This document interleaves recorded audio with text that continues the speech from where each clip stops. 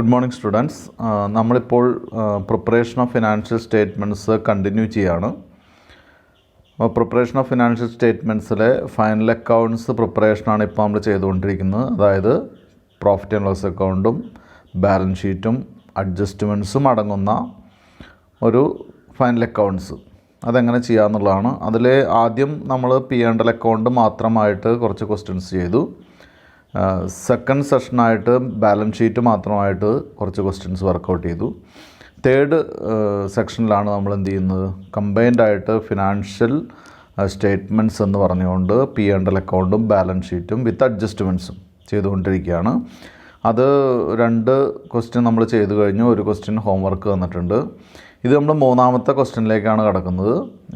ഒന്നിച്ചുള്ളത് separate കുറച്ചധികം questions ചെയ്തിട്ടുണ്ട്. ഒന്നിച്ചുള്ള തേർഡ് ക്വസ്റ്റ്യനാണ് ഇവിടെ നമ്മൾ ക്ലാസ്സിൽ വർക്ക് ചെയ്യുന്നത്. കുട്ടികൾ ശ്രദ്ധിക്കുക.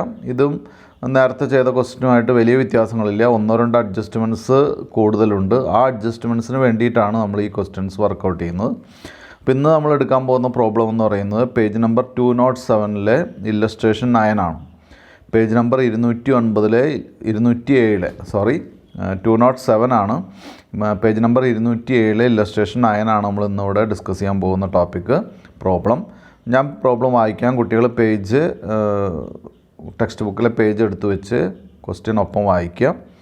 Following is the trial balance of Aishwarya limited as on 31/3/2019.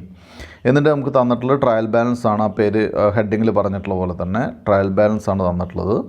കുട്ടികൾ ആ ട്രയൽ ബാലൻസ് ഒന്ന് നോക്കുക. സ്റ്റോക്ക് 1/4/2018 അത് ഓപ്പണിംഗ് സ്റ്റോക്കാണ്. 82,000 ആണ് amount. Purchases 3,85,000. Salary 82,000. Wages 13,000. Sundry debtors 3 lakhs. Salaries 7,20,000.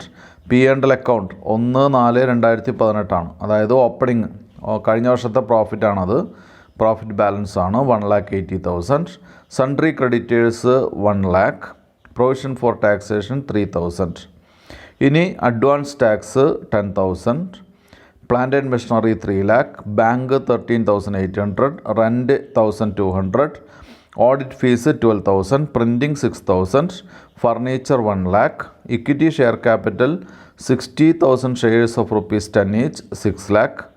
8% preference share capital 3 lakh. 10% debentures 1 lakh. Reserve fund 80,000. Then goodwill 7,50,000. Debenture interest 5,000. Depreciation on fixed assets 23,000. Total 20,83,000.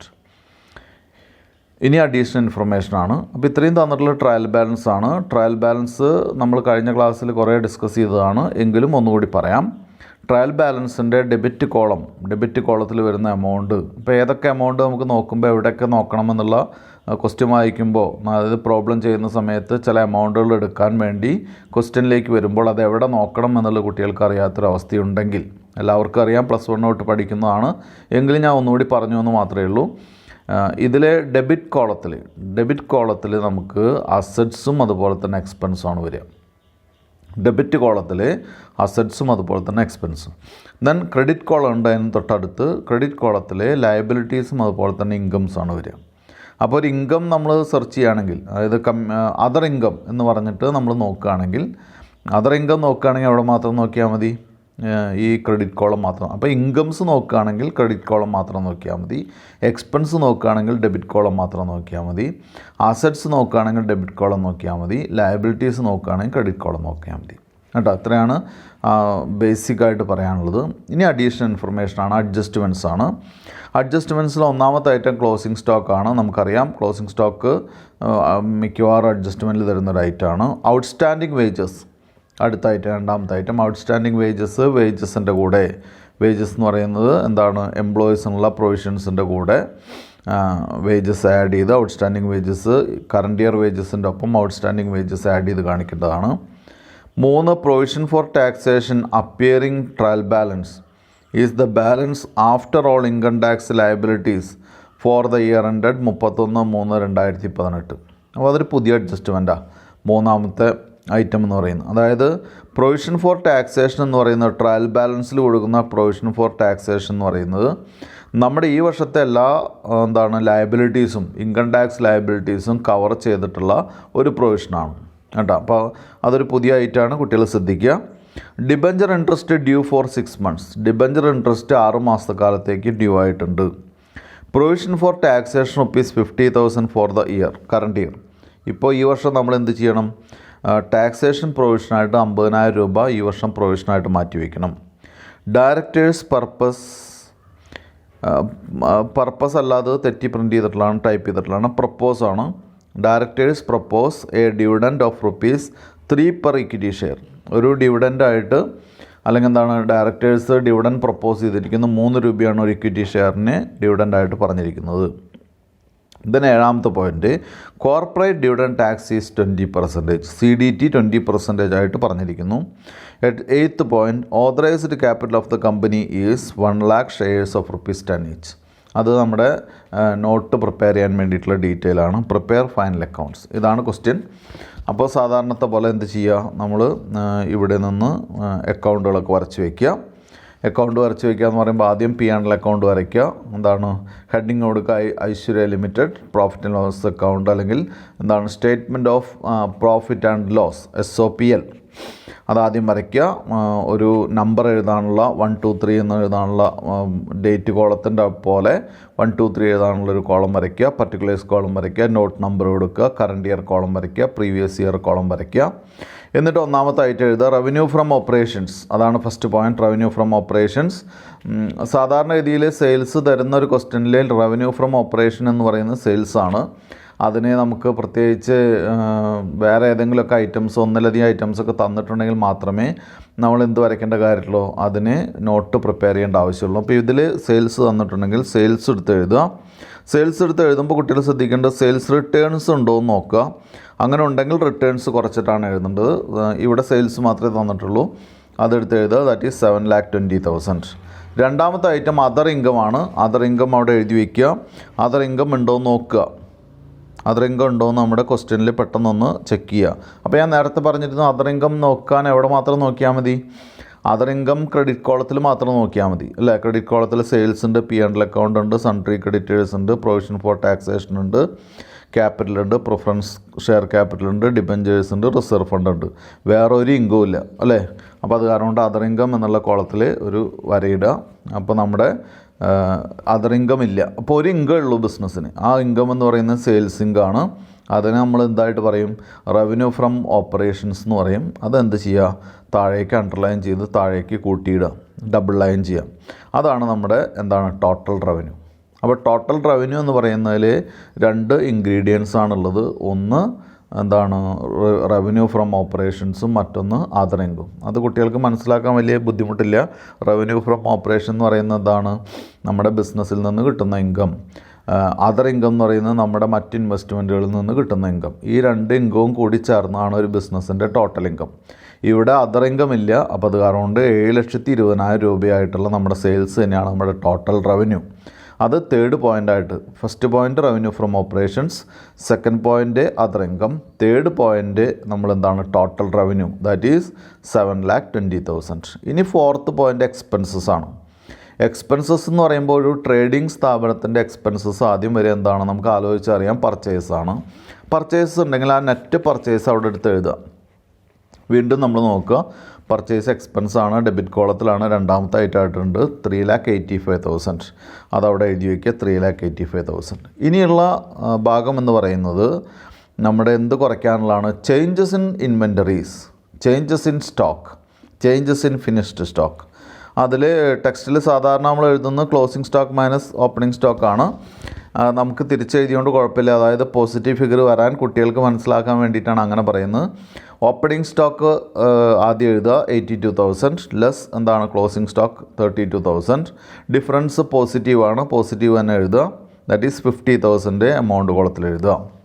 50,000 രൂപ. ഞാൻ ഒന്നുകൂടി പറയാം, ചേഞ്ചസ് ഇൻ ഇൻവെൻട്രീസ് ആണ്.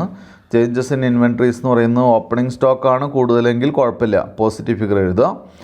നേരെ മറിച്ച് ക്ലോസിംഗ് സ്റ്റോക്കാണ് കൂടുതലെങ്കിൽ നെഗറ്റീവ് ഫിഗറാണ് എഴുതേണ്ടത്, -C ആണ് വേണ്ടത്. പ്രോഫിറ്റിൽ പർച്ചേസിനോടുകൂടി അഡ്ജസ്റ്റ് ചെയ്യാണ് വേണ്ടത്. അപ്പോൾ ഓപ്പണിംഗ് സ്റ്റോക്ക് കൂടുതലാണെങ്കിൽ നോ പ്രോബ്ലം, കറക്റ്റ് എമൗണ്ട് എഴുതുക. ആ ഒരു ഡിഫറൻസ് കുട്ടികൾക്ക് മനസ്സിലാക്കാനും അത് പഠിക്കാനും കൂടി വേണ്ടിയിട്ടാണ് ഞാനിവിടെ ഒന്ന് തെറ്റിച്ച് അല്ലെങ്കിൽ എന്താണ് ഒന്ന് മാറ്റി തെറ്റിച്ച് പറയുന്നത്. എന്താണ്, ഓപ്പണിംഗ് സ്റ്റോക്ക് ആദ്യം എഴുതി ക്ലോസിംഗ് സ്റ്റോക്ക് രണ്ടാമത് എഴുതിയാൽ മതി എന്ന് പറയുന്നതിൻ്റെ കാരണം അതാണ്. അപ്പോൾ കറക്റ്റ് ഫിഗർ കിട്ടും. ഓപ്പണിംഗ് സ്റ്റോക്ക് എഴുതിയിട്ട് ക്ലോസിംഗ് സ്റ്റോക്ക് താഴെ എഴുതിയാൽ നമുക്കറിയാം ഓപ്പണിംഗ് സ്റ്റോക്ക് ആയിരിക്കും എന്നുണ്ടെങ്കിൽ പോസിറ്റീവ് ഫിഗറാണ് വരിക. അപ്പോൾ കുട്ടികൾക്ക് തെറ്റില്ല.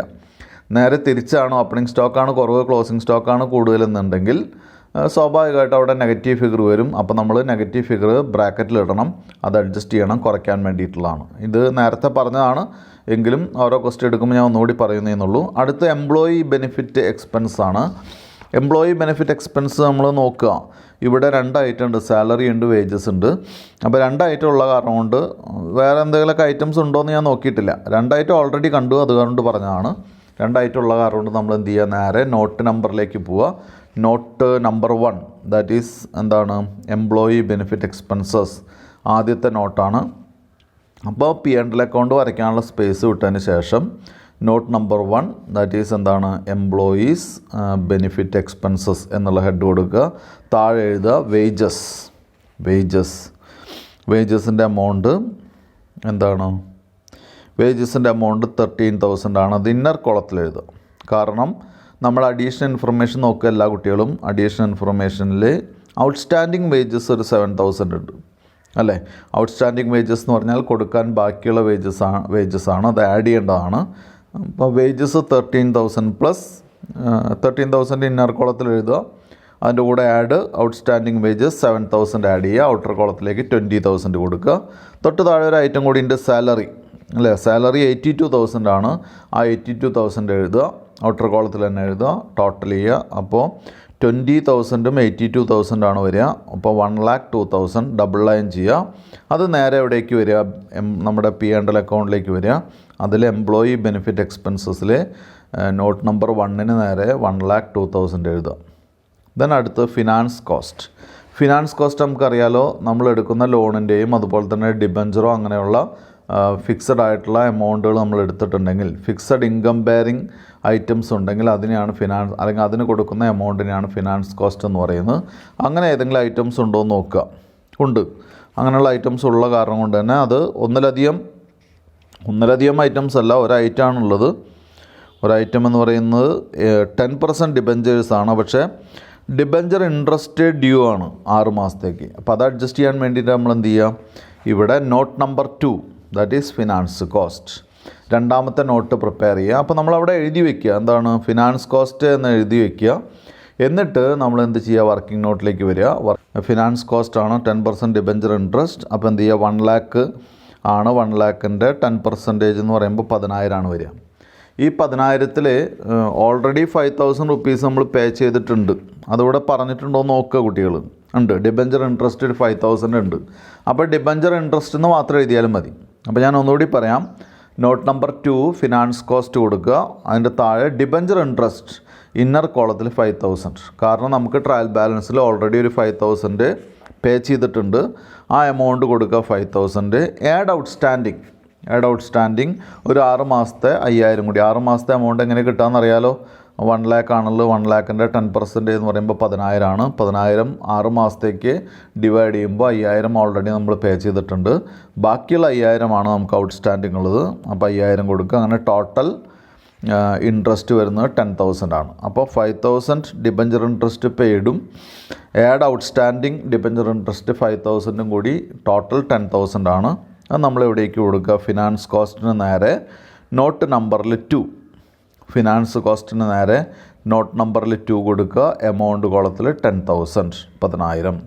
തൊട്ട് താഴെ ഡിപ്രീസിയേഷൻ എഴുതിയിട്ട് നമുക്ക് ഈ TBയിൽ നോക്കുക, ഡിപ്രീസിയേഷൻ ഉണ്ട്. ഡിപ്രീസിയേഷൻ ഓൺ ഫിക്സഡ് അസറ്റ്സ് ഉണ്ട്, ദാറ്റ് ഈസ് 23,000. അതെടുത്ത് എഴുതുക. അഡ്ജസ്റ്റ്മെൻ്റ് ഒന്ന് ചെക്ക് ചെയ്തോളൂ. ഏതെങ്കിലും ഡിപ്രീസിയേഷൻ പറഞ്ഞിട്ടുണ്ടെങ്കിൽ നമ്മൾ എന്ത് ചെയ്യണം, നമ്മൾ നോട്ട് വരയ്ക്കണം. അഡ്ജസ്റ്റ്മെൻറ്റിലൊന്നുമില്ല. അപ്പോൾ ഈ എമൗണ്ട് മാത്രമേ ഉള്ളൂ, അതെടുത്ത് എഴുതുക 23,000. തൊട്ട് താഴെ അതർ എക്സ്പെൻസസ്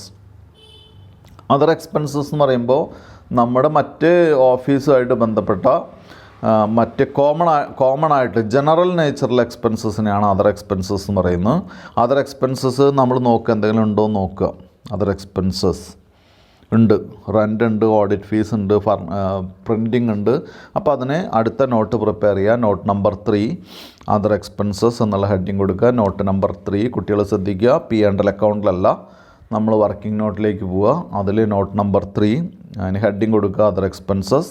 എന്നിട്ട് ഓരോ ഐറ്റംസ് എടുത്ത് എഴുതുക. Rent 1200, audit fees 12,000, printing 6,000. 3 ഐറ്റമേ ഉള്ളൂ. 3 ഐറ്റം ആഡ് ചെയ്യുമ്പോൾ 19,200 കിട്ടും, 19,200. അത് നമ്മൾ എവിടേക്ക് എടുത്ത് എഴുതുക? P&L അക്കൗണ്ടിലേക്ക് എടുത്ത് എഴുതുക. Other expenses not number 3 19,200. ഇത്രയായി കഴിഞ്ഞാൽ അണ്ടർലൈൻ ചെയ്യുക, അത് ആഡ് ചെയ്യുക. അത് ആഡ് ചെയ്യുമ്പോൾ നമുക്ക് 5,89,200 കിട്ടും, 5,89,200. അപ്പോൾ എക്സ്പെൻസ് എന്നുള്ള 4ാമത്തെ പോയിൻറ്റിൻ്റെ ടോട്ടലാണ് ടോട്ടൽ എക്സ്പെൻസ്. കുട്ടികൾ ശ്രദ്ധിക്കുക, 4ാമത്തെ പോയിൻ്റ് നമ്മൾ എക്സ്പെൻസസ് എഴുതി, അതിൻ്റെ ടോട്ടലാണ് ടോട്ടൽ എക്സ്പെൻസസ് എന്ന് പറയുന്ന 5,89,200. അപ്പോൾ ഓൾറെഡി അവിടെ ഒരു ടോട്ടൽ റവന്യൂ ഇരിക്കുന്നുണ്ട്. ടോട്ടൽ റവന്യൂ എത്രയാണ്? 7,20,000 ആണ് അല്ലേ? ആ 7,20,000 നിന്ന് ഈ ടോട്ടൽ എക്സ്പെൻസസ് കുറച്ചാൽ നമുക്ക് എന്ത് കിട്ടും? പ്രോഫിറ്റ് കിട്ടും. അപ്പോൾ 5ാമത്തെ പോയിൻ്റായിട്ട് എഴുതുക പ്രോഫിറ്റ് ബിഫോർ ടാക്സ്, PBT. 5ാമത്തെ പോയിൻ്റായിട്ട് എഴുതുക profit before tax, that is 1,30,800, 1,30,800, 1,30,800. അതാണ് പ്രോഫിറ്റ് ബിഫോർ ടാക്സ്, 1,30,800. അപ്പോൾ പ്രോഫിറ്റ് ബിഫോർ ടാക്സ് എന്ന് പറഞ്ഞു കഴിഞ്ഞാൽ സ്വാഭാവികമായിട്ട് നമുക്കറിയാൻ പറ്റും അടുത്തത് എന്തായിരിക്കും? ടാക്സ് ആണ്. ടാക്സ് ഇതിൽ പറഞ്ഞിട്ടുണ്ടോ, പ്രൊവിഷൻ ചെയ്തിട്ടുണ്ടോ എന്ന് നോക്കുക കുട്ടികൾ. ടാക്സ് പറഞ്ഞിട്ടുണ്ടോ എന്ന് ശ്രദ്ധിക്കുക. ടാക്സ് പറഞ്ഞിട്ടുണ്ട്. അപ്പോൾ തൊട്ട് താഴെ എഴുതുക ടാക്സ് എക്സ്പെൻസസ് എന്ന് പറഞ്ഞ് ഹെഡിങ് കൊടുക്കുക. 5ാമത്തെ അല്ല, 5ാമത്തെ കഴിഞ്ഞാൽ 6ാമത്തെ ആയിട്ട് ടാക്സ് എക്സ്പെൻസസ് എന്ന് പറഞ്ഞ് പ്രൊവൈഡ് ചെയ്യുക.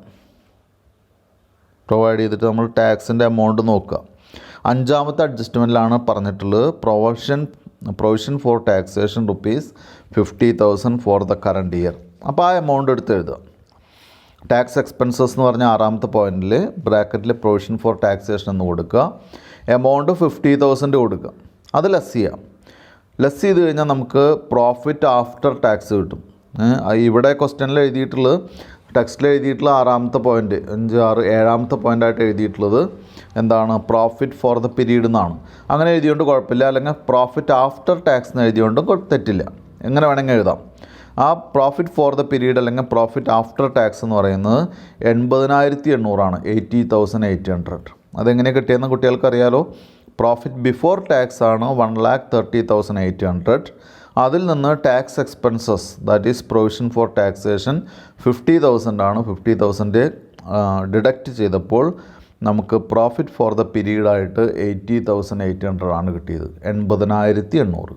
ഡബിൾ ലൈൻ ചെയ്ത് വയ്ക്കുക. ഇവിടെ കഴിഞ്ഞിട്ടില്ല. സാധാരണ കേസിൽ പ്രോഫിറ്റ് കണ്ടു കഴിഞ്ഞാൽ പ്രോബ്ലം കഴിഞ്ഞു. പക്ഷേ നമുക്കിവിടെ ഫിനാൻഷ്യൽ സ്റ്റേറ്റ്മെൻറ്റ്സിൻ്റെ കേസിൽ ഒരു കാര്യം നിർബന്ധമാണ്, EPS കാണണം. EPS എന്ന് പറഞ്ഞാൽ നമ്മുടെ പ്രോഫിറ്റിനെ എന്തുകൊണ്ട് ഡിവൈഡ് ചെയ്യുക? നമ്പർ ഓഫ് ഇക്വിറ്റി ഷെയർസ് കൊണ്ട് ഡിവൈഡ് ചെയ്യാം. നമ്മുടെ പ്രോഫിറ്റ് ഇവിടെ എത്രയാണ്? 80,000 രൂപയാണ്. 80,800 ആണ് നമ്മുടെ പ്രോഫിറ്റ് അല്ലേ? അപ്പോൾ ഇവിടെ ഒരു കാര്യം കൂടി കുട്ടികൾ ശ്രദ്ധിക്കാനുണ്ട്. 80,800 ആണ് നമ്മുടെ പ്രോഫിറ്റ് എന്നുണ്ടെങ്കിലും എന്തെങ്കിലും അരിയേഴ്സോ അങ്ങനെ എന്തെങ്കിലും ഉണ്ടോ എന്ന് നോക്കും. നെറ്റ് ഡിവിഡൻറ്റ് എമൗണ്ട് കാണാൻ, അതായത് 80,800 ആണ് ടോട്ടൽ പ്രോഫിറ്റ് എന്നുണ്ടെങ്കിലും അതിൽ നിന്ന് 24,000 പ്രിഫറൻസ് ഡിവിഡൻറ്റ് കുറച്ച് ബാക്കിയുള്ള എമൗണ്ടാണ് profit available to equity share holders കാണും. അപ്പോൾ 80,800 മൈനസ് 24,000 ഹോൾ ഡിവൈഡഡ് ബൈ 60,000 അതാണ് 0.95 ആണ് നമ്മുടെ എന്തെന്ന് പറയുന്നത്? ഏർണിങ്സ് പെർ ഷെയർ, EPS എന്ന് പറയുന്നത്. അപ്പോൾ ഇതിൽ ഒരു അഡ്ജസ്റ്റ്മെൻറ്റ് കുട്ടികൾ കൂടുതൽ പഠിക്കുന്നു. എന്താണ്? നമ്മുടെ നെറ്റ് പ്രോഫിറ്റിൽ നിന്ന് അല്ലെങ്കിൽ പ്രോഫിറ്റ് ഫോർ ദ പീരീഡിൽ നിന്ന് 24,000 പ്രിഫറൻസ് ഡിവിഡൻറ്റ് കുറച്ച് ബാക്കിയുള്ള amount available to equity share holders. ആ എമൗണ്ടിനെയാണ് നമ്മൾ എന്ത് കാണാൻ ഉപയോഗിക്കേണ്ടത്? നമ്മുടെ നമ്പർ ഓഫ് ഇക്വിറ്റി ഷെയർസ് കൊണ്ട് ഡിവൈഡ് ചെയ്യേണ്ടത്. അപ്പോൾ അത് കുട്ടികൾ നന്നായിട്ട് ശ്രദ്ധിക്കുക. അതുപോലെ തന്നെ ക്യാപിറ്റൽ തന്നിട്ടുള്ളതിൻ്റെ ബ്രാക്കറ്റിൽ ഇക്വിറ്റി ക്യാപിറ്റലിൻ്റെ ബ്രാക്കറ്റിലാണ് 60,000 ഷെയർസ് ആണെന്ന് നമുക്ക് മനസ്സിലാവുന്നത്. അതും ശ്രദ്ധിക്കുക. അടുത്ത ഹെഡിങ് കൊടുക്കുക. എന്താണ് ഇതോടുകൂടി ഇവിടെ അവസാനിപ്പിച്ചിട്ടില്ല. അടുത്ത ഹെഡിങ് എന്ന് പറയുന്നത് ബാലൻസ് ഷീറ്റാണ്, or statement of financial position. അപ്പോൾ ഹെഡിങ് കൊടുക്കുക Aishwarya limited statement of financial position as at 31/3/2019. സാധാരണ പോലെ തന്നെ particulars column, note number, figures of current year and figures of previous year എന്നുള്ള ഹെഡിങ് വരച്ച് വയ്ക്കുക, കോളംസ് വരച്ച് വയ്ക്കുക. ആദ്യം ഒന്നാമത്തെ പോയിൻ്റായിട്ട് അസറ്റ്സ് എഴുതുക. അസറ്റ്സിൽ താഴെ വീണ്ടും ഒന്നാമത്തെ point non current assets. Non current അസറ്റ്സിൽ എ പോയിൻ്റ് കൊടുക്കുക. Property, plant and equipment. അല്ലേ, പ്രോപ്പർട്ടി, പ്ലാന്റ് ആൻഡ് എക്യുപ്മെൻറ്റ് എഴുതി വെച്ചിട്ട് അങ്ങനെ ആ പേരിൽ തന്നിട്ടുണ്ടോ എന്ന് നോക്കുക. ഇല്ല, ആ പേരിൽ തന്നിട്ടില്ല എന്ന് മാത്രമല്ല പ്ലാന്റ് ആൻഡ് മെഷീനറി ഉണ്ട്, ഫർണിച്ചർ ഉണ്ട്. അപ്പോൾ എന്ത് ചെയ്യണം, സെപ്പറേറ്റ് നമ്മൾ എന്ത് ചെയ്യണം, നോട്ട് വരച്ചിട്ട് വേണം പ്രിപ്പയർ ചെയ്യാൻ. അപ്പോൾ ബാലൻസ് ഷീറ്റ് വരയ്ക്കാനുള്ള സ്പേസ് വിട്ടതിന് ശേഷം അല്ലെങ്കിൽ ഫുള്ളായിട്ട് വരച്ച് വെച്ചതിന് ശേഷം നമ്മൾ note number 4 that is property, plant and equipment എന്നുള്ള ഹെഡിങ് കൊടുക്കുക. ആ ഹെഡിങ് കൊടുത്തതിന് ശേഷം ആദ്യം പ്ലാന്റ് ആൻഡ് മെഷീനറി എടുത്തെഴുതുക 3 lakh. തൊട്ട് താഴെ ഫർണിച്ചർ എടുത്തെഴുതുക 1 lakh. Total amount 4 lakh. അല്ലേ, വേറെ ഒന്നുമില്ല, ഡബിൾ ലൈൻ ചെയ്യുക. അത് വീണ്ടും എവിടേക്ക് കൊണ്ടുവരിക, നമ്മുടെ ബാലൻസ് ഷീറ്റിലേക്ക് വരിക. Property, plant and equipment note number 4 amount കോളത്തിൽ, കറണ്ട് ഇയർ കോളത്തിൽ നമ്മൾ 4 lakh എഴുതുക. തൊട്ട് താഴെ ഗുഡ്വിൽ, ടാഞ്ചിബിൾ അസറ്റാണ്, ഇൻടാഞ്ചിബിൾ അസറ്റിലെ ഗുഡ്വില്ലാണ്. ഗുഡ്വില്ലിൻ്റെ എമൗണ്ട് ഗുഡ്വിൽ എഴുതുക. ഗുഡ്വിൽ എഴുതിയിട്ട് ഗുഡ്വിൽ തന്നിട്ടുണ്ട്, ദാറ്റ് ഈസ് 7,50,000. അത് എഴുതി വയ്ക്കുക. വേറെ നോട്ട് നമ്പറിൻ്റെ ആവശ്യമില്ല, കാരണം നോട്ട് പ്രിപ്പയർ ചെയ്യേണ്ട ആവശ്യമില്ല. ഗുഡ്വില്ലെന്ന് പറഞ്ഞിട്ട് തന്നെയാണ് തന്നിട്ടുള്ളത് 7,50,000. രണ്ടാമത്തെ പോയിന്റ് തന്നിട്ടുണ്ട്, ആ എമൗണ്ട് എടുത്ത് എഴുതേ വേണ്ടു 32,000. കുട്ടികൾ ശ്രദ്ധിക്കുക. B point financial assets. Financial assets എന്ന് പറഞ്ഞാൽ നമുക്കറിയാലോ, ഫിനാൻഷ്യൽ അസറ്റ്സ് എന്ന് പറഞ്ഞാൽ ഫിനാൻഷ്യലായിട്ടുള്ള എന്താണ്, മറ്റേ ട്രേഡ് റിസീവബിൾസ് പോലുള്ള ഐറ്റംസാണ് ഫിനാൻഷ്യൽ അസറ്റ്സ് എന്ന് പറയുന്നത്. അവിടെ ഇത് കറണ്ട് അസറ്റാണ്. കറണ്ട് അസറ്റ് ആകുമ്പോൾ സ്വാഭാവികമായിട്ട് നമുക്കറിയാം ട്രേഡ് റിസീവബിൾസ് ഉണ്ടായിരിക്കാം, ക്യാഷ് ഉണ്ടാവാം, ഷോർട്ട് ടൈം ആയിട്ടുള്ള ഐറ്റംസ് ഒക്കെ ഉണ്ടാവാം, അല്ലേ. അപ്പോൾ അതിൽ ഫിനാൻഷ്യൽ അസറ്റ്സ് എന്നുള്ള ഹെഡിങ് കൊടുക്കുക. എന്നിട്ട് അതിൽ ഒന്നാമത്തെ item trade receivables. Trade receivables എന്ന് പറഞ്ഞാൽ നമ്മുടെ ഡെപ്റ്റേഴ്സാണ്. അങ്ങനെ പറഞ്ഞിട്ടുണ്ടോ നോക്കുക കുട്ടികൾ, പ്രോബ്ലം നോക്കുക. ഡെപ്റ്റേഴ്സ് എത്രയാണ്? Sundry debtors 3 lakh. അടുത്ത് എഴുതുക ട്രേഡ് റിസീവബിൾസ് 3 lakhs. തൊട്ട് താഴെ cash and cash equivalence. Cash and cash equivalence എന്ന് പറഞ്ഞാൽ ക്യാഷും ബാങ്കൊക്കെ കൂട്ടിയിട്ടുള്ള എമൗണ്ട് എടുത്ത് എഴുതാം. ഇപ്പം ഇതിൽ എന്താണ് തന്നിട്ടുള്ളത് നോക്കുക കുട്ടികൾ. ക്വസ്റ്റ്യനിൽ പറഞ്ഞിട്ടുള്ള എമൗണ്ട് എന്താണ്? ക്യാഷ് എന്നാണോ ബാങ്ക് എന്നാണോ? ബാങ്കാണ് പറഞ്ഞിട്ടുള്ളത് 13,800, 13,800 ബാങ്ക് പറഞ്ഞിട്ടുള്ളത്. ക്യാഷും കൂടി ഉണ്ടെങ്കിൽ നമ്മൾ നോട്ട് പ്രിപ്പയർ ചെയ്യണം നല്ലത്. ക്യാഷും കൂടി ഉണ്ടെങ്കിൽ, അതായത് ക്യാഷ് ആൻഡ് ക്യാഷ് ഈക്വലൻസ് എന്നുള്ള ഐറ്റത്തിൽ ഒന്നിലധികം ഐറ്റംസ് ഉണ്ടെങ്കിൽ കുട്ടികൾ സംശയിക്കേണ്ട, വീണ്ടും നമ്മൾ എന്ത് ചെയ്യുക, അഞ്ചാമത്തെ നോട്ട് അവിടെ പ്രിപ്പയർ ചെയ്യുക. ഇപ്പോൾ ഇവിടെ ഒരു ഐറ്റം ഉള്ളൂ, ബാങ്ക് മാത്രമുള്ളൂ, അത് കാരണം കൊണ്ട് ബാങ്ക് മാത്രം എടുത്ത് എഴുതുക 13,800 എഴുതുക. തൊട്ട് താഴെ മൂന്നാമത്തെ point short time advances. Short time അഡ്വാൻസസിൽ ഒരു ടാക്സ് അഡ്വാൻസ് ഉണ്ട്. ടാക്സ് അഡ്വാൻസ് ഇൻകം ടാക്സ് എന്ന് പറഞ്ഞൊരു ഐറ്റം ഉണ്ട്, കുട്ടികൾ ശ്രദ്ധിക്കുക. ആ 10,000 രൂപ എടുത്ത് എഴുതുക. ഷോർട്ട് ടൈം അഡ്വാൻസ് എന്ന് പറഞ്ഞാൽ ഒരു വർഷത്തിനുള്ളിലുള്ള അഡ്വാൻസ് ആണ്. ഒരു വർഷം ആകുമ്പോഴേക്കും അത് ടാക്സിലേക്ക് മാറും.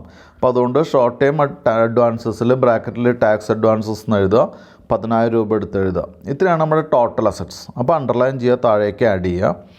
എന്നിട്ട് അതിന് പേര് കൊടുക്കുക, ടോട്ടൽ അസറ്റ്സ് എന്നുള്ള പേര് കൊടുക്കുക. That is 15,05,800, 15,05,800. അത് എഴുതുക. അടുത്ത ഇക്വിറ്റി ആൻഡ് ലയബിലിറ്റീസ്. അടുത്ത ഹെഡിങ് ആണ് equity and liabilities. Point equity share capital. Equity share capital 5. Equity share capital 5 എന്ന് പറയാൻ കാരണം, ഇക്വിറ്റി ഷെയർ ക്യാപിറ്റൽ എഴുതുമ്പോൾ നിർബന്ധമായിട്ടും നമ്മൾ എന്ത് ചെയ്യണം, അതിൻ്റെ എല്ലാ സ്പെസിഫിക്കേഷനും എഴുതണം, എല്ലാ എക്സ്പ്ലനേഷനും എഴുതണം. അതായത് ഓതറൈസ്ഡ് ക്യാപിറ്റൽ ആദ്യം എഴുതി വെക്കണം. ഓതറൈസ്ഡ് ക്യാപിറ്റൽ എഴുതി ക്ലോസ് ചെയ്തതിന് ശേഷം എന്താണ്, ഇഷ്യൂഡ് സബ്സ്ക്രൈബഡൊക്കെ എഴുതി വെക്കണം.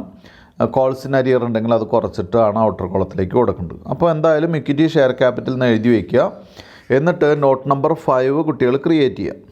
നോട്ട് നമ്പർ 5 എഴുതിയിട്ട് ആദ്യം തന്നെ ഓതറൈസ്ഡ് ക്യാപിറ്റൽ എഴുതുക. Authorised capital 1 lakh equity shares of ₹10 each. 10 lakh അവിടെ ക്ലോസ് ചെയ്ത് വയ്ക്കുക. തൊട്ട് താഴെ issued subscribed and called up capital 60,000 shares of ₹10 each. അത് 6 lakhs എഴുതുക.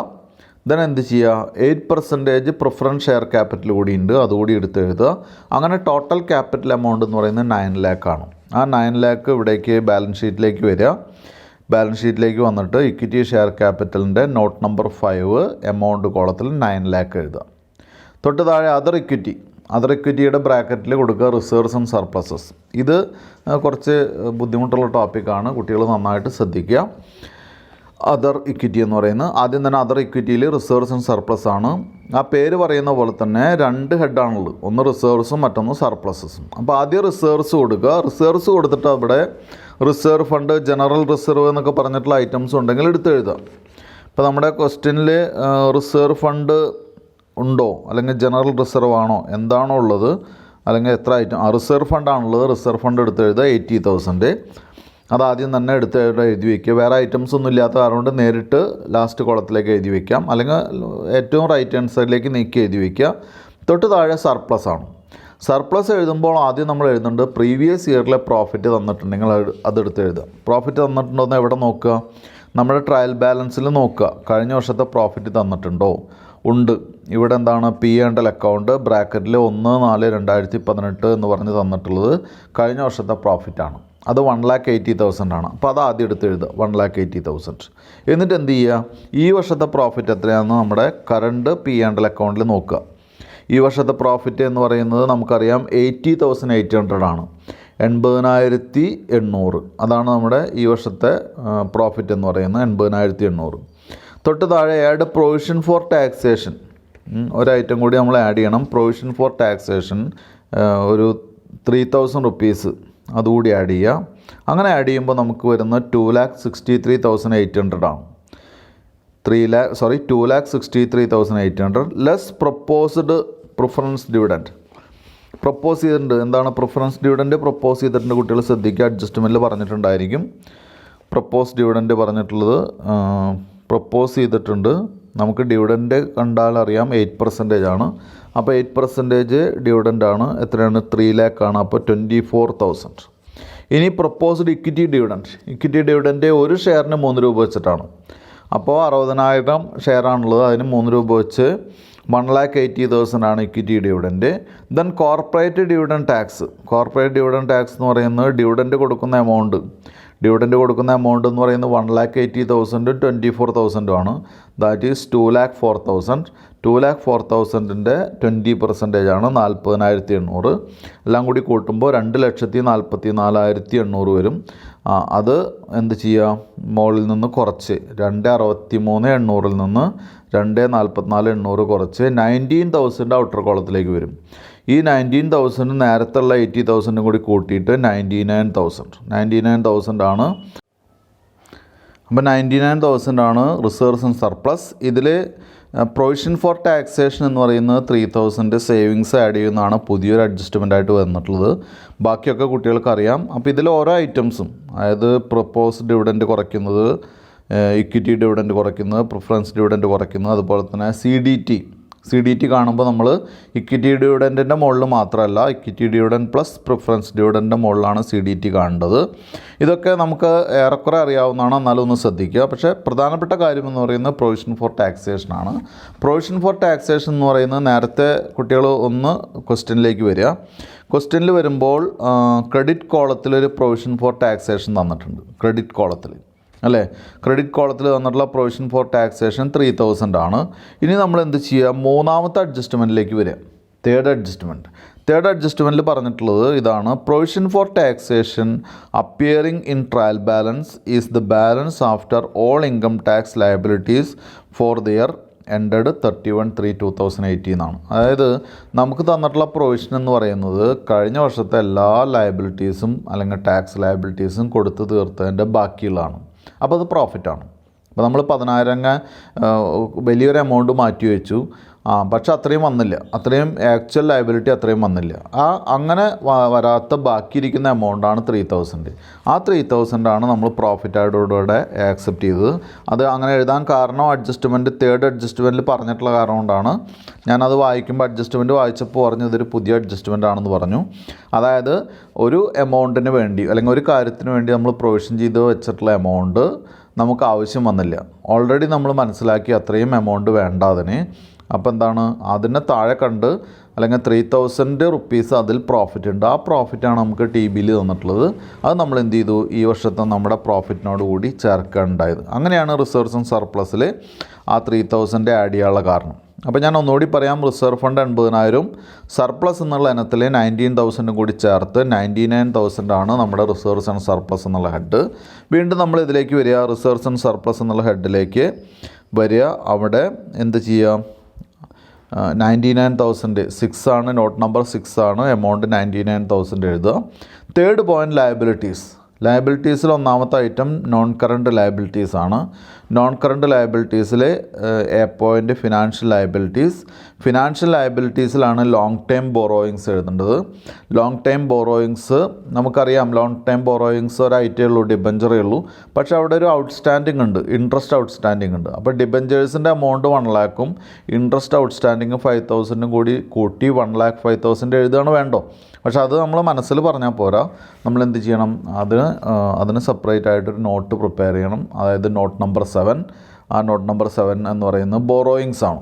Borrowings long time. അതിന് താഴെ എഴുതുക എന്താണ്, 10% ഡിബഞ്ചേഴ്സ്, എമൗണ്ട് കുളത്തിൽ 1 lakh, add interest outstanding 5,000, total 1,05,000. അത് നമ്മൾ വീണ്ടും എന്ത് ചെയ്യുക, ബാലൻസ് ഷീറ്റിലേക്ക് എടുത്ത് എഴുതുക. Long time borrowings not number 7 ഫിഗേഴ്സിൽ 1,05,000 എഴുതുക. രണ്ടാമത്തെ പോയിൻ്റ് കറണ്ട് ലയബിലിറ്റീസ് എന്ന് പറയുമ്പോൾ ഫിനാൻഷ്യൽ ലയബിലിറ്റീസ് ആണ് എ പോയിൻ്റ്. ഫിനാൻഷ്യൽ ലയബിലിറ്റീസിൽ ആദ്യം തന്നെ ട്രേഡ് പേയബിൾസ് ക്രെഡിറ്റേഴ്സ് ആണ്. ക്രെഡിറ്റേഴ്സ് മാത്രമുള്ളെങ്കിൽ അത് മാത്രം എടുത്ത് എഴുതിയാൽ മതി, നോട്ട് വേണ്ട.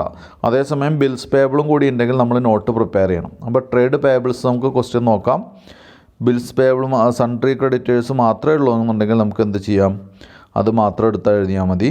അതല്ലെങ്കിൽ സൺട്രി ക്രെഡിറ്റേഴ്സ് മാത്രമേ ഉള്ളൂ, അപ്പോൾ ആ എമൗണ്ട് മാത്രം എടുത്ത് എഴുതുക. എന്താണ്, ട്രേഡ് പേയബിൾസ് 1 lakh എടുത്ത് എഴുതുക. ഇനി B point other current liabilities ആണ്. അതർ കറണ്ട് ലയബിലിറ്റീസ് നമുക്കറിയാം, ഒന്നിലധികം ഐറ്റംസ് ഉണ്ട്. അല്ലെങ്കിൽ എന്താണ്, അത് അഡ്ജസ്റ്റ്മെൻറ്റിൽ പറഞ്ഞ ഐറ്റംസ് ആണ്. ഒന്നിലധികം ഐറ്റംസ് ഉണ്ടായിട്ടല്ല, അഡ്ജസ്റ്റ്മെൻറ്റിൽ പറഞ്ഞ ഐറ്റമാണ്. അതുകൊണ്ട് തന്നെ not number 8 other current liabilities എന്നുള്ള ഹെഡിങ് കൊടുക്കുക. അവിടെ എഴുതുക ഔട്ട്സ്റ്റാൻഡിങ് വേജസ് 6,000. ആ ഒരു ഐറ്റമേ ഉള്ളൂ, അത് അവിടെ തന്നെ ഡബിൾ ലൈൻ ചെയ്യുക, ഇങ്ങോട്ട് എടുത്ത് എഴുതുക. അതർ കറണ്ട് ലയബിലിറ്റീസ് എന്താണ്, നോട്ട് നമ്പർ 8 എമൗണ്ട് 7,000. തൊട്ട് താഴെ ഷോർട്ട് ടൈം പ്രൊവിഷൻസ് എന്ന് പറയുമ്പോൾ 2-3 ഐറ്റംസ് ഉണ്ട്. അപ്പോൾ നോട്ട് നമ്പർ 9 കൊടുക്കുക, ഹെഡിങ് എഴുതുക, ഷോർട്ട് ടൈം പ്രൊവിഷൻസ് എന്നുള്ള ഹെഡിങ് കൊടുക്കുക. ഇനി അതിൽ ഓരോ ഐറ്റംസ് ആയിട്ട് എടുത്ത് എഴുതുക. ആദ്യം proposed preference dividend 24,000. 2 proposed equity dividend 1,80,000. 3 corporate dividend tax 40,800. 4 provision for taxation 50,000. ഇത് എല്ലാം കൂടി കൂട്ടുക, ദാറ്റ് ഈസ് 2,94,800. 2,94,800 അതെടുത്ത് എഴുതുക. നമ്മൾ ബാലൻസ് ഷീറ്റിലേക്ക് വരിക. അവിടെ ഷോർട്ട് ടൈം പ്രൊവിഷൻസ് എന്നുള്ള ഹെഡിന് നേരെ നോട്ട് നമ്പർ 9 കൊടുക്കുക. എമൗണ്ട് കോളത്തിൽ 2,94,800 കൊടുക്കുക. എന്നിട്ട് ടോട്ടൽ ചെയ്യുമ്പോൾ 15,05,800 കിട്ടും. അതിന് പേര് കൊടുക്കുക ടോട്ടൽ ഇക്വിറ്റി ആൻഡ് ലയബിലിറ്റീസ്. അപ്പോൾ ഇവിടെ അസറ്റ്സും ലയബിലിറ്റീസും ഈക്വലായി. അപ്പോൾ നമ്മുടെ പ്രോബ്ലം ചെയ്തത് ശരിയാണ്. ഇങ്ങനെ ഈ ഒരു ക്വസ്റ്റ്യൻ ചെയ്ത് കഴിയുമ്പോൾ നമുക്ക് ഏറെക്കുറെ എന്താണ്, എല്ലാ അഡ്ജസ്റ്റ്മെൻറ്റ്സും നമ്മൾ ടച്ച് ചെയ്തിട്ടുണ്ട്. ഈ ക്വസ്റ്റ്യനിൽ പ്രധാനപ്പെട്ട അഡ്ജസ്റ്റ്മെൻ്റ് എന്ന് പറയുന്നത് മൂന്നാമത്തെ അഡ്ജസ്റ്റ്മെൻ്റ് ഒരു ഇതുവരെ നമ്മൾ ചെയ്യാത്തൊരു അഡ്ജസ്റ്റ്മെൻ്റാണ്, പ്രൊവിഷൻ ഫോർ ടാക്സേഷൻ്റെ അഡ്ജസ്റ്റ്മെൻറ്റ്. അതുപോലെ തന്നെ 6ാമത്തെ adjustment directors propose a dividend of ₹3 per equity share. അത് സാധാരണ പറയുന്ന രീതിയിൽ നിന്ന് വ്യത്യസ്തമായിട്ട് പറഞ്ഞിരിക്കുകയാണ്, അത് ശ്രദ്ധിക്കുക. അതുപോലെ കോർപ്പറേറ്റ് ഡിവിഡൻഡ് ടാക്സ് നമ്മൾ ചെയ്യുന്ന സമയത്ത് ഇക്വിറ്റി ഡിവിഡൻറ്റ് മാത്രമല്ല, എന്തുകൂടി അതിൽ ആഡ് ചെയ്യണം, പ്രിഫറൻസ് ഡിവിഡൻറ്റ് കൂടി ആഡ് ചെയ്തിട്ടുള്ള എമൗണ്ടിൻ്റെ പെർസെൻറ്റേജാണ് നമ്മൾ CDT ആയിട്ട് അയക്കേണ്ടത്, അത് ശ്രദ്ധിക്കുക. പിന്നെ ഒരു പ്രധാനപ്പെട്ട കാര്യം, ഏണിങ്സ് പെർ ഷെയർ കാണുന്ന സമയത്ത് ഇക്വിറ്റി ഡിവിഡൻറ്റ് മാത്രമല്ല ഇവിടെ ഉള്ളത്, ഇവിടെ പ്രിഫറൻസ് ഡിവിഡൻറ്റ് കൂടിയുണ്ട്. അപ്പോൾ നെറ്റ് പ്രോഫിറ്റിൽ നിന്ന് അല്ലെങ്കിൽ പ്രോഫിറ്റ് ആഫ്റ്റർ ടാക്സിൽ നിന്ന് പ്രിഫറൻസ് ഡിവിഡൻറ്റ് കുറച്ചിട്ടുള്ള എമൗണ്ടിനെയാണ് നമ്മൾ എന്ത് ചെയ്യേണ്ടത്, നമ്പർ ഓഫ് ഇക്വിറ്റി ഷെയർസ് കൊണ്ട് ഡിവൈഡ് ചെയ്യേണ്ടത്. അപ്പോൾ അവിടെ ഇക്വിറ്റി ഷെയർ ഹോൾഡേഴ്സിന് അവൈലബിൾ ആയിട്ടുള്ള പ്രോഫിറ്റ് സെപ്പറേറ്റ് കണ്ടതിന് ശേഷമാണ് നമ്മൾ എന്ത് ചെയ്യേണ്ടത്, ഡിവൈഡ് ചെയ്യുന്നത്. ഇത്രയും കാര്യങ്ങളാണ് ഈ ക്വസ്റ്റ്യനിൽ ശ്രദ്ധിക്കേണ്ടത്. അതിന് വേണ്ടിയിട്ടാണ് നമ്മൾ ഈ ക്വസ്റ്റ്യൻ ഇവിടെ ക്ലാസ്സിൽ ഡിസ്കസ് ചെയ്തത്. അടുത്ത ക്വസ്റ്റ്യൻ ഹോംവർക്കാണ്, കുട്ടികൾ ശ്രദ്ധിക്കുക. പേജ് നമ്പർ 211 211 ഇല്ലസ്ട്രേഷൻ 10 ആണ് ഹോംവർക്ക്. അത് കുട്ടികൾ ശ്രദ്ധിക്കുക, വീട്ടിൽ നിന്ന് ചെയ്യുക. അത് നന്നായിട്ട് ചെയ്ത് നോക്കുക. വേറെ വലിയ സ്പെഷ്യാലിറ്റീസ് ഉള്ളൊരു ക്വസ്റ്റ്യൻ അല്ല അത്. അപ്പോൾ അത് വീട്ടിൽ നിന്ന് ചെയ്യുക. അടുത്തൊരു ക്വസ്റ്റ്യൻ കൂടി നമുക്കിവിടെ ചെയ്തിട്ട് ഈ ടോപ്പിക്കിലെ ക്വസ്റ്റ്യൻസ് നമുക്ക് ഇനി നമ്മൾ ക്വസ്റ്റ്യൻ ചെയ്യും. എസ് എ ക്വസ്റ്റ്യൻസ് ഒരു ഹെഡ് കൂടി ആഡ് ചെയ്തിട്ട് എസ് എ ക്വസ്റ്റ്യൻ ചെയ്യാനുണ്ട്. എങ്കിലും എക്സ്പീരിയൻസ് ചെയ്യാൻ വേണ്ടിയിട്ടാണ് ഇത്രയധികം ക്വസ്റ്റ്യൻസ് ഈ ക്ലാസ്സാണ്, യൂട്യൂബ് ക്ലാസ് ആണെങ്കിലും ഇവിടെ വർക്ക് ചെയ്യുന്നത്. ഇത്രയധികം ക്വസ്റ്റ്യൻസ് വർക്ക് ചെയ്യേണ്ട ആവശ്യമില്ല. എങ്കിലും കുട്ടികൾക്ക് ഒന്നുകൂടി എക്സ്പീരിയൻസ് ചെയ്യാൻ വേണ്ടിയിട്ടാണ് ഒരു ക്വസ്റ്റ്യൻ കൂടി നമുക്കിവിടെ വർക്ക് ചെയ്യാം. അതിനുശേഷം ഒരു ഐറ്റം കൂടി ഇതിൽ ആഡ് ചെയ്യാനുണ്ട് ഈ ഫൈനൽ അക്കൗണ്ടിൽ. ഇപ്പോഴും പൂർണ്ണമല്ല ഫൈനൽ അക്കൗണ്ട്, ഒരു ഐറ്റം കൂടി ആഡ് ചെയ്തിട്ട് ഒന്നുകൂടി പഠിക്കാനുണ്ട്. അടുത്ത ക്വസ്റ്റ്യൻ എന്ന് പറയുന്നത് പേജ് നമ്പർ 214 ഇല്ലസ്ട്രേഷൻ 11 ആണ്. പേജ് നമ്പർ 214 ഇല്ലസ്ട്രേഷൻ 11 ആണ് നമ്മുടെ ക്വസ്റ്റ്യൻ എന്ന് പറയുന്നത്. അപ്പോൾ അതിൽ following are the ledger account balances of Manmohan limited as on 31/3/2018. Manmohan ലിമിറ്റഡിൻ്റെ ലെഡ്ജർ അക്കൗണ്ട് ബാലൻസ് ആണ്, അതായത് ട്രയൽ ബാലൻസ് തന്നെ ബാലൻസ് ആണ്. അപ്പോൾ ഞാൻ ഡെബിറ്റ് ബാലൻസ് ആദ്യം വായിക്കാം. സ്റ്റോക്ക് ഓൺ 1/1/2018 85,000 ഓപ്പണിംഗ് സ്റ്റോക്കാണ്. Wages 1,12,000, purchases 4 lakh, manufacturing expenses 18,000, machinery 4,60,000, salary 82,000, general expense 18,500, selling expenses 36,500, then land and building 2 lakh, sundry debtors 60,000, debenture interest 8,000, investments അതിൻ്റെ ബ്രാക്കറ്റിൽ പറഞ്ഞിട്ടുണ്ട് 8,000 shares of X limited 1 lakh, bank 20,000. ഇനി opposite side credit balance ആണ്. Purchase returns, അപ്പോൾ returns adjust ചെയ്യാനുണ്ട് കേട്ടോ, 10,000, sales 8,28,000, discount received 10,000, depreciation reserve 1,32,000, provision for doubtful debts 6,000, sundry creditors 25,000, 8% debentures 2 lakh, dividend from X limited, നേരത്തെ ഇൻവെസ്റ്റ്മെൻറ്റിൻ്റെയാണ് dividend കിട്ടിയിട്ടുള്ളത്, dividend from X limited 10,000, general reserve 30,000, reserve fund 10,000, equity capital ബ്രാക്കറ്റിൽ പറഞ്ഞിട്ടുണ്ട് 30,000 ഷെയറാണ്, 10 രൂപയുടെ, പക്ഷേ 8 രൂപയാണ് കോൾഡ് അപ്പ്, അപ്പോൾ 2,40,000. P and L account 99,000 opening പ്രോഫിറ്റാണ്.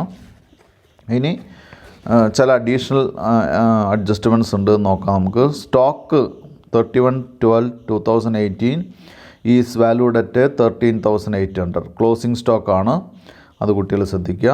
B point depreciation reserve represents depreciation written off in the past on machinery ₹92,000 and land and building 40,000. അപ്പോൾ depreciation റിസർവിൽ മുൻപ് നമ്മൾ provide ചെയ്തിട്ടുള്ള ഡിപ്രീസിയേഷൻ ആയിട്ടുള്ള 92,000 മെഷീനറിയുടെയും 40,000 എന്താണ് ബിൽഡിങ്ങിൻ്റെയാണ്. അപ്പോൾ ഇങ്ങനെ പറയുന്നത് നമുക്ക് അതിൻ്റെ വാല്യൂ അറിയാൻ വേണ്ടിയിട്ടാണ്, ഇപ്പോഴത്തെ പ്രസൻറ്റ് വാല്യൂ അറിയാൻ വേണ്ടിയിട്ടാണ്, അതിന് വേണ്ടിയിട്ടാണ് ഇങ്ങനെ പറഞ്ഞിട്ടുള്ളത്. കുട്ടികൾ ശ്രദ്ധിക്കാം, അതൊരു അഡ്ജസ്റ്റ്മെൻ്റ് ആണ്, അത് ശ്രദ്ധിക്കണം.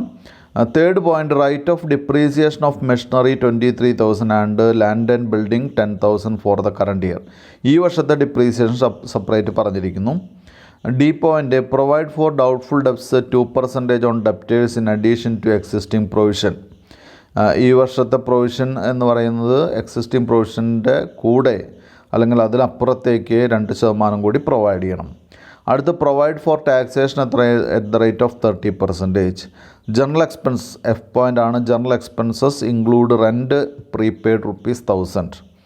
ജനറൽ എക്സ്പെൻസിൽ റെൻറ്റ് പ്രീപെയ്ഡ് വന്നിട്ടുണ്ട്, അപ്പോൾ അത് കുറയ്ക്കണം. Then G point, directors proposed a dividend of 8% on equity share capital after transferring 50,000 to general reserve and 10,000 to reserve fund. അപ്പോൾ ഇതൊരു നല്ല ക്വസ്റ്റ്യനാണ്. എല്ലാ അഡ്ജസ്റ്റ്മെൻറ്റ്സുകളും ഒരുവിധം കവർ ചെയ്യുന്ന ക്വസ്റ്റ്യനാണ്. അതുകൊണ്ടാണ് നമ്മളിവിടെ ക്ലാസ്സിൽ വർക്ക് ചെയ്യാൻ വേണ്ടി ഈ ക്വസ്റ്റ്യൻ സെലക്ട് ചെയ്തത്. അപ്പോൾ ഇനി നമുക്ക് എന്ത് ചെയ്യാം, സാധാരണ പോലെ തന്നെ ഹെഡിങ് കൊടുക്കുക, Manmohan limited, statement of profit or loss for the year ended, അല്ലെങ്കിൽ profit and loss for the year ended, 31/12/2018 SOPL ആണ്. അതിന് സാധാരണ നമ്മൾ എഴുതുന്ന പോലെ തന്നെ ഡേറ്റ് കോളത്തിൻ്റെ അവിടെ ഒരു നമ്പർ എഴുതാനുള്ള കോളം, പിന്നെ particulars, note number, current year figures, previous year figures കൊടുക്കുക.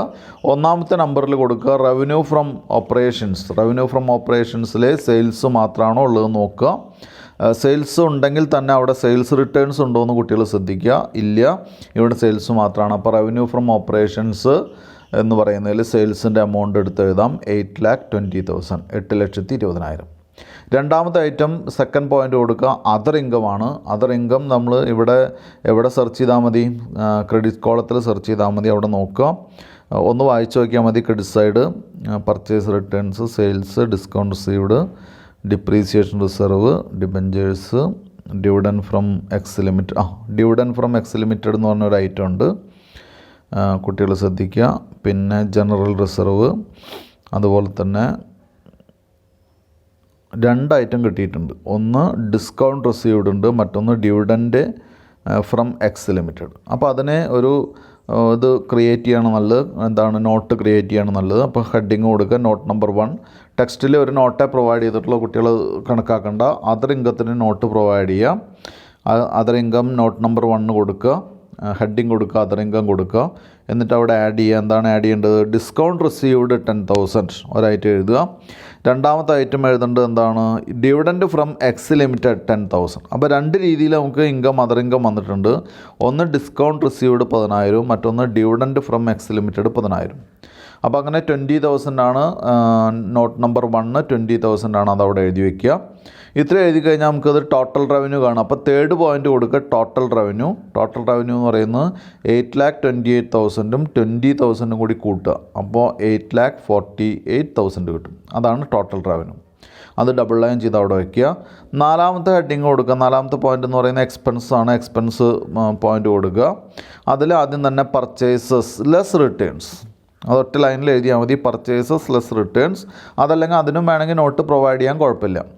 പർച്ചേസസ് ലെസ് റിട്ടേൺസ് എന്ന് പറയുമ്പോൾ പർച്ചേസിൻ്റെ എമൗണ്ട് നോക്കുക. പർച്ചേസ് 4 lakh ആണ്, റിട്ടേൺസ് 10,000 ആണ്. പർച്ചേസസ് ലെസ് റിട്ടേൺസ് 3,90,000 കൊടുക്കുക. അതവിടെ എഴുതി വയ്ക്കുക. Purchases less returns 3,90,000. തൊട്ട് താഴെ change in inventories. Change in inventories opening stock എഴുതുക 85,000, ക്ലോസിംഗ് സ്റ്റോക്ക് താഴെ എഴുതുക 13,800. അപ്പോൾ നമുക്ക് 71,200 കിട്ടും. Opening stock minus closing stock, that is 71,200 അവിടെ എഴുതി വയ്ക്കുക. തൊട്ട് താഴെ employee benefit expenses. Employee benefit expenses number 2, നമ്മുടെ നമ്പർ 2 ആണ്, നോട്ട് നമ്പർ 2 ആണ്. കുട്ടികൾ ശ്രദ്ധിക്കുക. നോട്ട് നമ്പർ 2 കൊടുക്കുക. എംപ്ലോയി ബെനിഫിറ്റ് എക്സ്പെൻസിനെ നോട്ട് പ്രിപ്പയർ ചെയ്യുക. വർക്കിംഗ് നോട്ടിൽ not number 2, that is employee benefit expenses. എന്നിട്ട് ഡെബിറ്റ് സൈഡ് എടുക്കുക. ഡെബിറ്റ് സൈഡ് എടുത്തിട്ട് ഓരോ ഐറ്റം വായിച്ച് നോക്കുക. വേജസ് ഉണ്ട്, വേജസ് എടുത്ത് എഴുതുക. അപ്പോൾ തന്നെ വേജസ് 1,12,000 നോട്ടിലാണ് കേട്ടോ. രണ്ടാമത്തെ നോട്ടിലാണ് എടുത്ത് എഴുതേണ്ടത്, P&L അക്കൗണ്ടിലല്ല. Not number 2 wages 1,12,000. അടുത്തത് സാലറി 82,000. ദെൻ വേറെ ഐറ്റംസ് ഒന്നുമില്ല. ഇനി അഡ്ജസ്റ്റ്മെൻറ്റ് എന്തെങ്കിലും ഉണ്ടോ നോക്കുക. അഡ്ജസ്റ്റ്മെൻറ്റിലൊന്നും ഒന്നും കാണാനില്ല. അപ്പോൾ എന്ത് ചെയ്യുക? ഇവിടെ വേജസ് 1,12,000-ഉം സാലറി 82,000-ഉം. അപ്പോൾ രണ്ടും കൂടി കൂട്ടുമ്പോൾ നമുക്ക് വരുന്ന എമൗണ്ട് എന്ന് പറയുന്നത് നോട്ട് നമ്പർ 2-ൽ നമുക്ക് വരുന്ന എമൗണ്ട് എന്ന് പറയുന്നത് എത്രയാണ്? 1,94,000. അതെടുത്ത് എഴുതുക. 1,94,000 എടുത്ത് എഴുതുക. Employee benefit expenses not number 2 1,94,000. അടുത്ത് ഫിനാൻസ് കോസ്റ്റ്. ഫിനാൻസ് കോസ്റ്റ് എന്ന് പറയുന്നത് നമ്മൾ കടമെടുത്തിട്ടുള്ള എമൗണ്ടിന് കൊടുക്കുന്ന പേയ്മെൻറ്റിനെയാണ് ഫിനാൻസ് കോസ്റ്റ് എന്ന് പറയുന്നത്. എന്തെങ്കിലും ഐറ്റംസ് ഉണ്ടോ എന്ന് ഡെബിറ്റ് സൈഡ് നോക്കിയാൽ നമുക്കറിയാം. ഡിബഞ്ചർ ഇൻട്രസ്റ്റ് ഉണ്ട്. ഡിബഞ്ചർ ഇൻട്രസ്റ്റ് 8,000 ഉണ്ട്. ഒപ്പം തന്നെ കുട്ടികൾ ശ്രദ്ധിക്കേണ്ടത് ഡിബഞ്ചർ ഇൻട്രസ്റ്റ് എന്ന് പറയുന്നത് ഡിബഞ്ചർ എത്രയാണെന്ന് നോക്കിയാൽ അറിയാം. ഡിബഞ്ചർ 2 lakh ആണ് അല്ലേ. 2 lakhൻ്റെ 8% എന്ന് പറയുമ്പോൾ എത്രയാണ്? 16,000 ആണ് വരേണ്ടത്. 16,000 വരേണ്ടതിന് 8,000 ഉള്ളൂ. അതിൻ്റെ അർത്ഥം 6 months ഔട്ട്സ്റ്റാൻഡിങ് ആണ്. അപ്പോൾ അത് പറഞ്ഞിട്ടുണ്ടോ എന്ന് നോക്കുക. നമ്മുടെ അഡ്ജസ്റ്റ്മെൻറ്റിൽ പറഞ്ഞിട്ടുണ്ടോ എന്ന് നോക്കുക. പറഞ്ഞിട്ടുണ്ടെങ്കിലും ഇവിടെ കുട്ടികൾ ശ്രദ്ധിക്കേണ്ടത് ഇത്തരം ഐറ്റംസ് പറഞ്ഞാലും പറഞ്ഞില്ലെങ്കിലും നമ്മൾ എന്ത് ചെയ്യണം, നമ്മളതിൻ്റെ ടോട്ടൽ ഇൻട്രസ്റ്റ് കാൽക്കുലേറ്റ് ചെയ്യണം. ഫോർ എക്സാമ്പിൾ 8% ഡിബഞ്ചേഴ്സ് 2 lakh എന്ന് പറയുമ്പോൾ നമ്മൾ എന്ത് ചെയ്യണം, 8% ഒരു വർഷത്തേക്ക് കൊടുക്കേണ്ടതാണ്. അപ്പോൾ 2 lakhൻ്റെ 8%, ദാറ്റ് ഈസ് 16,000 ആണ് പ്രൊവൈഡ് ചെയ്യേണ്ടത്. അതിന് ഓൾറെഡി നമ്മൾ എത്ര പ്രൊവൈഡ് ചെയ്തിട്ടുണ്ട്, 8,000 പ്രൊവൈഡ് ചെയ്തിട്ടുണ്ട്. അതിൻ്റെ അർത്ഥം 8,000 കൊടുത്തിട്ടുണ്ട്, ബാക്കിയുള്ള 8,000 എന്താണ്, ഔട്ട്സ്റ്റാൻഡിംഗ് ആണ്. അപ്പോൾ അത് ആഡ് ചെയ്ത് കാണിക്കണം. അപ്പോൾ note number 3, finance cost. Finance കോസ്റ്റിൽ ആദ്യം നമ്മൾ എന്ത് ചെയ്യണം, ഡിബഞ്ചർ ഇൻട്രസ്റ്റ് 8,000, ആഡ് ഔട്ട്സ്റ്റാൻഡിംഗ് 8,000, അങ്ങനെ 16,000 വേണം എവിടേക്ക് എഴുതാൻ, നമ്മുടെ ഫിനാൻസ് കോസ്റ്റിലേക്ക് എഴുതാൻ. അപ്പോൾ ഞാൻ ഒന്നുകൂടി പറയാം, ഫിനാൻസ് കോസ്റ്റ് P&L അക്കൗണ്ടിൽ എഴുതുക, നോട്ട് നമ്പർ 3 കൊടുക്കുക, നോട്ട് നമ്പർ 3ലെ എമൗണ്ട് 16,000 അത് എഴുതി വയ്ക്കുക. അടുത്ത ഡിപ്രീസിയേഷൻ എഴുതി വയ്ക്കുക. എന്നിട്ട് നോട്ട് നമ്പറിലേക്ക് പോവുക, നോട്ട് നമ്പർ 4 ഡിപ്രീസിയേഷൻ ഹെഡിങ് കൊടുക്കുക, നോട്ട് നമ്പർ 4 വർക്കിംഗ് നോട്ടിൽ പോവുക. കേൾക്കാത്തവർ ശ്രദ്ധിക്കാത്തവർ ഒന്നുകൂടി ശ്രദ്ധിക്കുക. നോട്ട് നമ്പർ 4 എന്താണ്, വർക്കിംഗ് നോട്ടിൽ ഡിപ്രീസിയേഷൻ എന്നുള്ള ഹെഡ് കൊടുക്കുക. എന്നിട്ട് ഡിപ്രീസിയേഷൻ ഇവിടെ പറഞ്ഞിട്ടുണ്ട് 23,000 10,000 അല്ലേ. അപ്പോൾ അവിടെ എഴുതുക, ഡിപ്രീസിയേഷൻ ഓൺ മെഷീനറി 23,000 എഴുതി വയ്ക്കുക. Depreciation on land and building 10,000 എഴുതി വയ്ക്കുക. ടോട്ടല് 33,000. ആ 33,000 നമുക്ക് നമ്മുടെ സ്റ്റേറ്റ്മെൻറ്റിലേക്ക് മാറ്റി എഴുതുക. Depreciation note number 3 33,000.